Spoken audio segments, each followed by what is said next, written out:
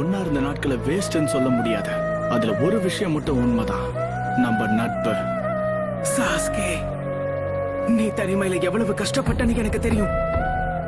ஆரம்பத்துல நான் என்ன மாதிரியே இன்னொருத்தனும் இருக்கானு உணர்ந்தப்ப என்ன தோணுச்சு தெரியுமா? எனக்கு ரொம்ப நிம்மதியா இருந்தது. உண்மை என்னன்னா, நான் உன்ன மாதிரி ஆகணும்னு தான் ஆசைப்பட்டேன். நீ ஒரு விதத்துல நீ எனக்கு ஒரு இன்ஸ்பிரேஷன் கூட சொல்லலாம்.